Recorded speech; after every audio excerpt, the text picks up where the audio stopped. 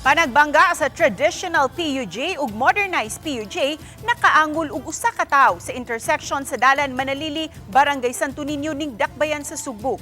Nahuli kam ang nahitabong disgrasya. Ani ang report ni Alan Domingo.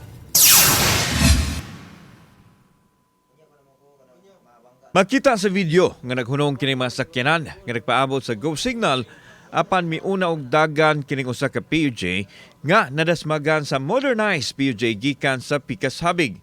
Sa tunga sa intersection nagkaabot gyud ang duha ka masakyanan diin nasungag sa MPUJ ang TPUJ nga daw mituyo kini tungod sa kakusog sa impact. Usa-usa nanganaog ang mga pasahero sa MPUJ nga kasagaran naka-uniformig estudyante.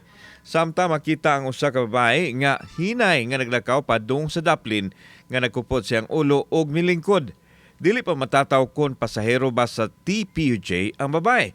Kinsay iskortan sa BPS o padung sa ambulansya. Nahitabo ang aksidente pasado alas 6 kagahapon sa buntag. Base sa pamahayag sa kapitan sa Barangay Santo Niño, Lourdes Ramirez, nga posibleng nag-beat the red light ang MPUJ ug ang TPUJ usab nagdali sa pagpadagan maong nagsapon sila sa tunga-tunga sa intersection. Red light pa. In a way, nag-function man na itong traffic lights din ha. Nag-function na. Pero malag itong panahon na ambot kinsa nagdali nila.